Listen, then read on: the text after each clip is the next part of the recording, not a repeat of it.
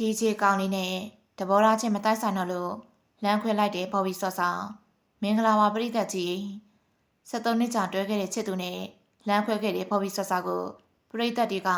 အခြေအကန့်ငေါ့စေချင်ခဲ့တာပါသူ့ရဲ့နှုတ်ပြမှုတွေငယ်ရွယ်မှုတွေကို73နှစ်စာကုံဆုံးပြီးနောက်အခြေအကိုလမ်းခွဲပြီးကိုလမ်းကိုရှောက်ခဲ့ကြဖြစ်ပါတယ်လွမ်းပိုင်နဲ့လမ်းခွဲပြီးတဲ့နောက်မှာတော့ပေါ်ပြီးဆော့ဆော့ကဒီဂျေမတ်နဲ့တွဲနေတဲ့ပုံရိပ်တွေထွက်ပေါ်လာခဲ့ပါတယ်ဒီဂျေကောင်လေးကဘော်ဘီဆော့ဆိုင်နာမည်ကိုပကုံးထက်မှာတတူထရာတီအချစ်ခံခဲ့ရပါတယ်။ဘော်ဘီဆော့ဆာနဲ့ဒီဂျေမတ်တို့ကတနစ်ကျော်တွဲပြီးတဲ့နောက်မှာတော့လမ်းခွဲလိုက်ကြပြီလို့ဆိုပါတယ်။သူတို့နှစ်ယောက်လမ်းခွဲလိုက်တာတနစ်ကျော်သွားပြီဖြစ်ပြီးအခုတော့ပတ်သက်မှုကပြီးဆုံးသွားခဲ့ပါပြီ။လမ်းခွဲလိုက်တဲ့အကြောင်းကိုတော့ဒီဂျေမတ်ကိုယ်တိုင်ကပြောပြလာခဲ့တာပါ။အခြေအမှာကန်ခင်းနေတဲ့ဘော်ဘီဆော့ဆာအတွက်စိတ်မကောင်းဖြစ်နေကြပြီးသူ့ရဲ့ခန်းစားချက်ကိုလည်းနားလေပြနိုင်ကြပါတယ်။သူ့ရဲ့ရီးစားဖြစ်တဲ့လွမ်းပိုင်ကအခုချိန်မှာတော့တချင်းတစ်တွေထွက်ပြီးရီးစားတစ်လေးနဲ့အောင်မြင်နေတယ်လို့ဘော်ဘီဆော့ဆာကလည်း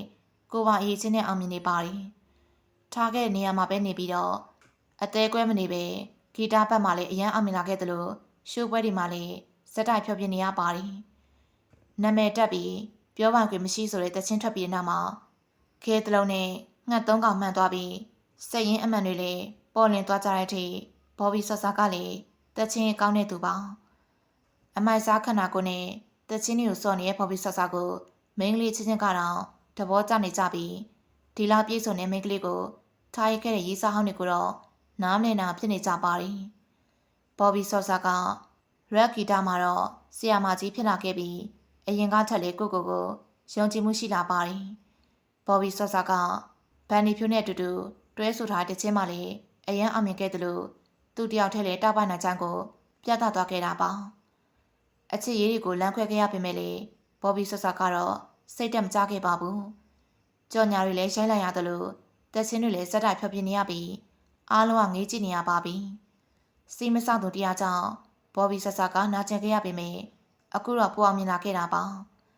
လမ်းခွဲပြီးတဲ့နောက်မှာတော့အတိတ်တွေကနေရုံထွက်ပြီးအရင်ကထက်အောင်မြင်အောင်လုပ်ပြနိုင်တဲ့ဘော်ဘီဆော့ဆာကိုမိန်းကလေးတွေကလည်းရင်ကားထက်အားပေးလာကြပါတယ်။ဘော်ဘီဆော့ဆာကိုအစွမ်းကုန်ချစ်ပေမဲ့ right person နဲ့တွေ့ဆုံပါစေလို့ဆုတောင်းပေးလိုက်ပါတယ်နော်။ဟုတ်ကဲ့ပါ။ဒီနေ့တော့ဒီလောက်နဲ့ပဲရှင်းထားလိုက်ပြစီ။အခုလိုစိတ်ဝင်စားစရာအကြောင်းအရာတွေကိုနေ့စဉ်တင်ဆက်ပေးနေတာဖြစ်လို့ကျမတို့ရဲ့ channel လေးကိုလည်းအားပေးကြပါအောင်နော်။အဆုံးထိကြည့်ရှုအားပေးခဲ့ကြတဲ့ပရိသတ်တရားစတိုင်းကိုလည်းအထူးကျေးဇူးတင်ကြောင်းပြောကြားလိုက်ပြပါစေရှင်။